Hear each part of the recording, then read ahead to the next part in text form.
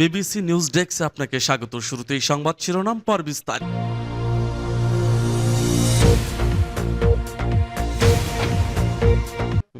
জানিয়ে দিব আমাদের হাতে থাকা সর্বশেষ গুরুত্বপূর্ণ আপডেট বাংলা সংবাদ। শেখ হাসিনা ভারতকে যে চরম উভয় সংকটে ফেলেছেন।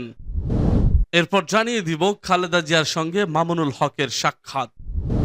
আরো জানিয়ে দিব দেশে ফেরার ঘোষণা দিয়ে যে বার্তা দিলেন মিজানুর রহমান আজহারি। এদিকে ভয় ও আতঙ্কে ফাঁকা সচিবালয়, অফিস করেননি অনেক সচিব সহ ক্ষমতা দেখানো কর্মকর্তা। সর্বশেষ জানিয়ে দিব মুক্তি পাওয়ার পর খালেদা জিয়াকে ফুলেল শুভেচ্ছা মির্জা ফখরুলের। শুনছিলেন সংবাদ শিরোনাম, এখন বিস্তারিত। তবে তার আগে অনুরোধ থাকবে ভিডিওটিতে একটি লাইক এবং কমেন্টস করে জানিয়ে দিন আজকের এই ভিডিও সম্পর্কে আপনার মূল্যবান মতামত।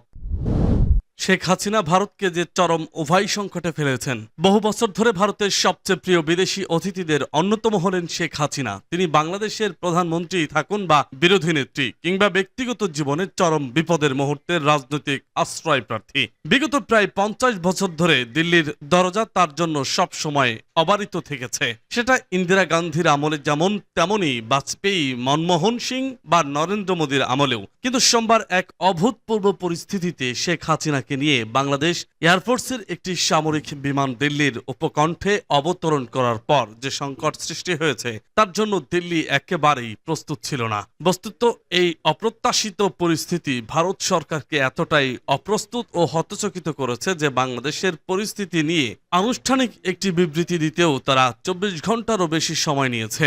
অথচ এই সময় পার্লামেন্টের অধিবেশন চলছিল, যেখানে সরকার প্রতিটি ছোট বড় ঘটনা নিয়ে জবাবদিহি করতে বাধ্য থাকে। সোমবার রাতে প্রধানমন্ত্রী নরেন্দ্র মোদীর সভাপতিত্বে ক্যাবিনেটের নিরাপত্তা বিষয়ক কমিটি বাংলাদেশ নিয়ে আলোচনা করতে জরুরি বৈঠকে বসেছিল। সেখানে পররাষ্ট্রমন্ত্রী এস জয়শঙ্কর, স্বরাষ্ট্রমন্ত্রী অমিত শাহ, অর্থমন্ত্রী নির্মলা সীতারামন সহ সিনিয়র কর্মকর্তারা সবাই উপস্থিত ছিলেন। বাংলাদেশ নিয়ে ভারত ঠিক কি করবে ওই বৈঠকে সে ব্যাপারেও কোনো নির্দিষ্ট সিদ্ধান্ত নেওয়া যায়নি। এমনকি বিবিসি জানতে পেরেছে শেখ হাসিনা যতটুকু সময় দিল্লিতে থাকুন, প্রধানমন্ত্রী নরেন্দ্র মোদী তার সাথে প্রকাশ্যে সাক্ষাৎ করবেন কিনা, অথবা করলেও সে বৈঠকের কথা প্রকাশ করা হবে কিনা সে ব্যাপারেও এখনো কোনো সিদ্ধান্ত নেওয়া হয়নি। অথচ শেখ হাসিনা নিজেই দেখা করার ব্যাপারে আগ্রহ প্রকাশ করেছিলেন। দিল্লিতে একাধিক পর্যবেক্ষক বিবিসি বাংলাকে জানিয়েছেন, সামগ্রিকভাবে এই পরিস্থিতি ভারত সরকারকে একটা ক্যাচ 22 সিচুয়েশন বা চরম উভয় সংকটে ফেলে দিয়েছে। একথা মনে করার যথেষ্ট কারণ আছে। আর এই বিপদটা আসছে দুদিক থেকে। এক, ব্যক্তি শেখ হাসিনার ক্ষেত্রে দিল্লি কি পদক্ষেপ নেবে, আর দুই, বাংলাদেশের ভেতরে যা ঘটছে সেটাকেই বা দিল্লি কিভাবে অ্যাড্রেস করবে। যেমন শেখ হাসিনাকে দীর্ঘকালীন ভিত্তিতে রাজনৈতিক আশ্রয় দেওয়াটা ভারতের উচিত হবে কিনা তা নিয়েও ভারতে দুরকম মতামত শোনা যাচ্ছে। অনেকেই যেমন এর পক্ষে যুক্তি দিচ্ছেন, আবার এর বিপক্ষেও মত দিচ্ছেন কেউ কেউ। আবার বাংলাদেশের ভেতরে এই মুহূর্তে যে ধরনের পরিস্থিতির খবর আসছে, সেখানে দিল্লির কি করণীয় আছে তা নিয়েও পর্যবেক্ষক ও বিশ্লেষকদের মধ্যে স্পষ্ট দ্বিমত আছে। একদল মনে করেন, বাংলাদেশে এখন যে ধরনের ভারত বিরোধিতার ঝড় দেখা যাচ্ছে, তাতে ভারত অতি সক্রিয়তা দেখাতে গেলে পরিস্থিতি আরো বিগড়ে যাবে। সেদেশে ভারতীয় স্থাপনা, ভারতের শিল্প বা ভারতীয় নাগরিকদের আরো বড় বিপদের মুখে ঠেলে দেওয়া হবে এবং ভারত বিরোধিতা আরো বেশি ইন্ধন পাবে বলে তাদের যুক্তি। সরকারি ভাবে ভারত অবশ্য এখনো ওয়েট অ্যান্ড ওয়াচ, অর্থাৎ পরিস্থিতির দিকে সতর্ক নজর রাখার কৌশল নিয়েই এগোচ্ছে। কিন্তু এই পাল্টাপাল্টি যুক্তি তর্কগুলো ভারতকে যে প্রবল দ্বিধাদ্বন্দ্বে ফেলেছে তাতে কোনো সংশয় নেই। শেখ হাসিনাকে আশ্রয় দেওয়া কি উচিত হবে? সোমবার দুপুরে যখন শেখ হাসিনার গতিবিধি নিয়ে চরম অনিশ্চয়তা, ঢাকায় ভারতের হাই কমিশনার ছিলেন এমন একজন সাবেক শীর্ষস্থানীয় কূটনীতিবিদকে মেসেজ করেছিলাম, শেখ হাসিনা হেলিকপ্টারে ঢাকা ছেড়েছেন জানতে পারছি, আপনি কিছু শুনেছেন? সাথে সাথে তিনি সংক্ষিপ্ত জবাব দেন, যেখানে খুশি যান, ভারতে না এলেই হলো। বাংলাদেশের রাজনৈতিক সংকটের জেরে শেখ হাসিনাকে ভারতে পালিয়ে আসতে হলে সেটা নিয়ে যে দিল্লিতেই একটা প্রবল দ্বিধাদ্বন্দ্ব কাজ করবে তা তার ওই মন্তব্যেই স্পষ্ট ছিল। দিল্লির থিঙ্ক ট্যাঙ্ক আইডিএস এর সিনিয়র ফেলো তথা বাংলাদেশ গবেষক স্মৃতি পট্টনায়ক এই কথাটাই আবার বলেছেন একদম চাষাছোলা ভঙ্গিতে। আমি ব্যক্তিগতভাবে মনে করি শেখ হাসিনা যদি ভারতের রাজনৈতিক আশ্রয় চান তাহলেও ভারতের উচিত হবে না সেটা মঞ্জুর করা। এদিন একটি সাক্ষাৎকারে তিনি বলেছেন, ডক্টর পট্টনায়ক যুক্তি দিচ্ছেন বাংলাদেশে সম্প্রতি সরকারের বিরুদ্ধে যে তীব্র আন্দোলন হয়েছে তার একটা স্পষ্ট মাত্রা ছিল ভারত বিরোধিতা। ভারতকে যেহেতু আন্তর্জাতিক ক্ষেত্রে শেখ হাসিনা সরকারের সবচেয়ে বড় সমর্থক হিসেবে দেখা হতো, তাই হাসিনা বিরোধিতার আন্দোলনের সভাপতি মিশেছিল ভারত বিরোধিতার উপাদান।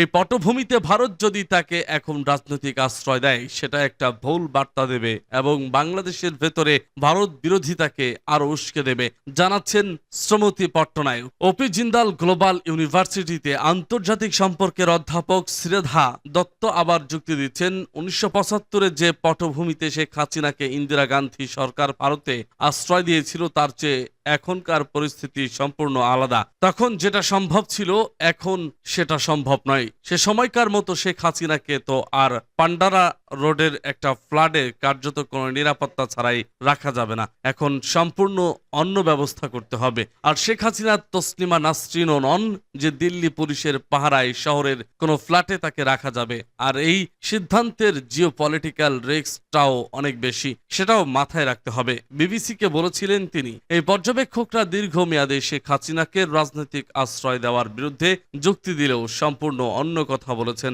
ভারতের সাবেক পররাষ্ট্র সচিব হর্ষবর্ধন শৃঙ্খলা। তিনি যদি কোনো কারণে ভারতে থাকতে চান তার মর্যাদা ও সম্মান অনুযায়ী যথাযথ পর্যায়ে অ্যাপ্রোপ্রিয়েট লেভেল তার সাথে আমাদের এনগেজ করতে হবে। এখানে দ্বিতীয় কোনো ভাবনার অবকাশ নেই, বলছেন মিস শৃঙ্খলা।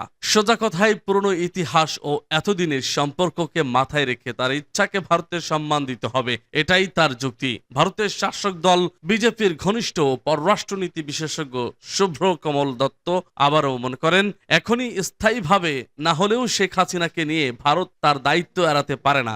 যতদিন না তৃতীয় কোনো দেশে নিচ্ছিদ্র নিরাপত্তার মধ্যে তিনি আশ্রয় নিশ্চয়তা পাচ্ছেন ততদিন পর্যন্ত ভারতের উচিত হবে তাকে সসম্মানে ভারতেই রাখা, বিবিসিকে বলছেন ডক্টর দত্ত। খালেদা জিয়ার সঙ্গে মামুনুল হকের সাক্ষাৎ। বৈষম্য বিরোধী ছাত্র আন্দোলনের এক দফা কর্মসূচিকে ঘিরে ছাত্র জনতার অভ্যুত্থানের মধ্যে দেশব্যাপী সহিংসতা, ভাঙচুর ও রাষ্ট্রীয় সম্পদ লুটের ঘটনায় উদ্বিগ্ন বিএনপি চেয়ারপারসন খালেদা জিয়া। তিনি বলেছেন, আমাদের রাষ্ট্রীয় সম্পদ নষ্ট করা হচ্ছে, এই দেশ আমাদেরকেই গড়ে তুলতে হবে। মঙ্গলবার রাজধানীর এভারকেয়ার হাসপাতালে বাংলাদেশ খেলাফত মজলিসের মহাসচিব মাওলানা মামুনুল হকের সঙ্গে সাক্ষাতের সময় একথা বলেন বিএনপি চেয়ারপারসন। এদিন রাত 9:45-টার দিকে খেলাফত মজলিসের কয়েকজন নেতা সহ হাসপাতালে যান মামুনুল হক। এ সময় খালেদা জিয়ার চিকিৎসক ডাক্তার AJM জাহিদ উপস্থিত ছিলেন। সাক্ষাৎকালে চেয়ারে বসে কথা বলেন বিএনপি চেয়ারপারসন। শুভেচ্ছা বিনিময়ের পর তিনি তার সঙ্গে মামুনুল হকের বাবার অর্থাৎ প্রয়াত শাইখুল হাদিস আজিজুল হক সুসম্পর্কের বিষয়ে স্মৃতিচারণ করেন। খালেদা জিয়ার সঙ্গে আলাপে মামুনুল হক ছাত্র জনতার আন্দোলনের কথা উল্লেখ করেন। অভ্যুত্থানের ঘটনায় অরাজক পরিস্থিতির কথা উঠে এলে হেফাজতের নেতা জানান, মঙ্গলবার সারা দেশে ছাত্র জনতা বিভিন্ন স্থানে সরকারি সম্পদ রক্ষার কাজে যুক্ত হয়েছে। শহরে নতুন করে শিক্ষার্থীরা ট্রাফিক কাজে যুক্ত হয়েছে, রাস্তাঘাটের ময়লা পরিষ্কারের কাজেও অনেকেই যুক্ত হয়েছে। সর্বশেষ সোমবার রাত থেকে সারা দেশে সাধারণ শিক্ষার্থীদের পাশাপাশি কওমি মাদ্রাসার শিক্ষার্থীরাও ভিন্ন ধর্মাবলম্বীদের উপাসনালয় পাহারা দিয়েছে। মানুষের জানমালের ক্ষতি খুব খারাপ উল্লেখ করে খালেদা জিয়া বলেন, অনেকের রাষ্ট্রীয় সম্পদ লুটপাটে যুক্ত, যা অন্যায়। খেলাফত মজলিসের যুগ্ম মহাসচিব মাওলানা আতাউল্লাহ আমিন বলেন, খালেদা জিয়া একজন মজলুম নারী। আমরা দীর্ঘদিন বন্দী ছিলাম, মাওলানা মামুনুল হক দীর্ঘদিন বন্দী ছিলেন। বন্দীদের প্রতি বন্দীদের মায়া সবচেয়ে বেশি। মাওলানা মামুনুল হকের নেতৃত্বে আমরা তার স্বাস্থ্যের খোঁজ খবর নিতে হাসপাতালে গিয়েছিলাম। এ সময় আরো উপস্থিত ছিলেন বাংলাদেশ খেলাফত মজলিসের যুগ্ম মহাসচিব মাওলানা জালালউদ্দিন তোফাজ্জল হোসেন মিয়াজি, শাইখুল হাদিস পরিষদের সাধারণ সম্পাদক মুফতি হাসান জুনায়েদ প্রমুখ। দেশে ফেরার ঘোষণা দিয়ে যে বার্তা দিলেন মিজানুর রহমান আজহারি। মালয়েশিয়ায় অবস্থানরত জনপ্রিয় ইসলামী বক্তা মিজানুর রহমান আজহারি শিগগিরই দেশে ফিরছেন। মঙ্গলবার নিজের ভেরিফাইড ফেসবুক পেজে এক ভিডিও বার্তায় তিনি এ তথ্য জানান। আজহারি বলেন, অনেকে আমাকে মেসেজ করে ও ব্যক্তিগতভাবে ফোন করে জানতে চেয়েছেন আমি কবে দেশে ফিরব। আমি তাদের বলতে চাই আমি দ্রুতই দেশে ফিরব, আপনাদের সঙ্গে দেখা করার অপেক্ষাতে রয়েছি। আমি নিজেও শিগগিরই সাম্য মানবিকতার মুক্ত স্বাধীন বাংলাদেশে আমি আপনাদের সঙ্গে সাক্ষাৎ করতে চাই। তিনি বলেন, তাজা রক্তের মাধ্যমে যারা আন্দোলনকে সফল করেছেন সেই শহীদের শ্রদ্ধা ভরে স্মরণ করছি ও রুহের মাগফিরাত কামনা করছি। আহতদের দ্রুত সুস্থতা কামনা করছি। বৈষম্য বিরোধী আন্দোলনে যারা নেতৃত্ব দিচ্ছেন এবং এখনো কষ্ট করে যাচ্ছেন তাদের শুভেচ্ছা জানাই। আন্দোলন সফলের পর দেশে যেসব পরিস্থিতি তৈরি হয়েছে এ নিয়ে সবাইকে সচেতন হওয়ার আহ্বান জানিয়েছেন তিনি। বলেছেন, দায়িত্বশীল আচরণ করতে পারলেই সঠিকভাবে বিজয় উদযাপন হবে। এ সময় সংখ্যালঘুদের প্রতি অন্যায় না করারও আহ্বান জানান তিনি। ভয় ও আতঙ্কে ফাঁকা সচিবালয়, অফিস করেননি অনেক সচিব সহ ক্ষমতা দেখানো কর্মকর্তা। শেখ হাসিনার নেতৃত্বাধীন সরকার পতনের পরদিন গতকাল প্রশাসনের কেন্দ্র বাংলাদেশ সচিবালয় ছিল থমথমে। পাশে আওয়ামী লীগ কার্যালয় থেকে ধোঁয়া উঠছিল। এতে একটু পর পর নানা আতঙ্ক বাড়ছিল কর্মকর্তাদের মধ্যে। এদিন সাধারণ কর্মকর্তা কর্মচারীদের স্বাভাবিক উপস্থিতি থাকলেও বেশিরভাগ সচিব ও দলবাজ খ্যাত দাপুটে কর্মকর্তা অফিস করেননি। সচিবালয়ে পোশাকধারী কোনো পুলিশ কর্মকর্তা কর্মচারী দেখা যায়নি। গেটে নিরাপত্তার দায়িত্বে ছিলেন সেনাবাহিনীর সদস্যরা।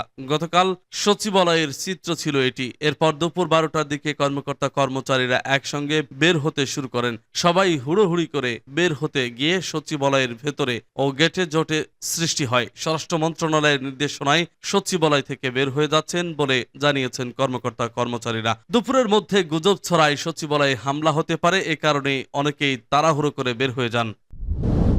মুক্তি পাওয়ার পর খালেদা জিয়াকে ফুলের শুভেচ্ছা মির্জা ফখরুলের। বিএনপির চেয়ারপারসন খালেদা জিয়াকে মুক্তি দেওয়া হয়েছে। বঙ্গভবনের উপপ্রেস সচিব মোহাম্মদ শিফলুজ্জামানের সই করা এক বিজ্ঞপ্তিতে মঙ্গলবার একথা জানানো হয়। এদিকে মুক্তি পাওয়ার পর রাত 12টার দিকে রাজধানীর একটি হাসপাতালে চিকিৎসাধীন খালেদা জিয়াকে ফুলের শুভেচ্ছা জানিয়েছেন দলের মহাসচিব মির্জা ফখরুল ইসলাম আলমগীর। এ সময় খালেদা জিয়াকে হাস্যোজ্জ্বল দেখা যায়। বিএনপির মিডিয়া সেলের সদস্য সাইরুল কবির খান